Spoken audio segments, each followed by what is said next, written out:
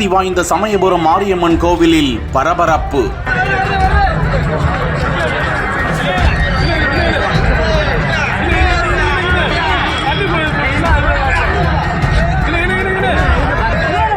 காருக்குள் அமர்ந்து மது குடித்துக் கொண்டிருந்த நிலையில் தெப்பக்குளத்தில் பாய்ந்த கார்.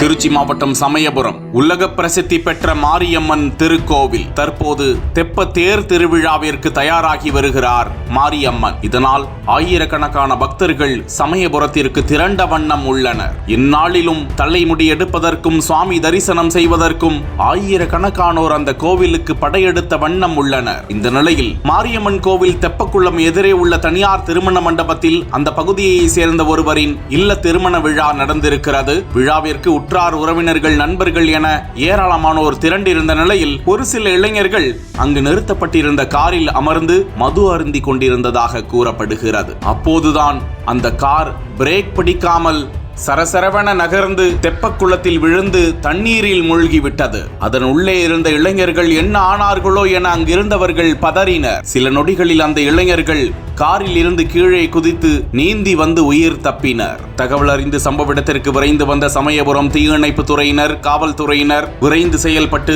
தெப்பக்குளத்தில் விழுந்த காரை மீட்டனர். அந்த காருக்குள் யாரும் இல்லை. அதில் இருந்த இளைஞர்கள் உயிர் தப்பி மேலே வந்துவிட்டது தெரிய வந்தது. தெப்பக்குளத்தில் விழுந்ததில் உயிர் சேதம் ஏற்பட்டிருந்தால் நடைபெறவிருக்கும் தெப்ப தேர் திருவிழா தடைபட்டிருக்குமா? மாரியம்மனின் மகிமையால் அசம்பாவிதங்கள் தவிர்க்கப்பட்டது என அப்பகுதியில் திரண்ட பக்தர்கள் கூறினர். தொடர்ந்து காரை மீட்டுச் சென்ற போலீசார் விசாரித்து வருகிறார்கள்.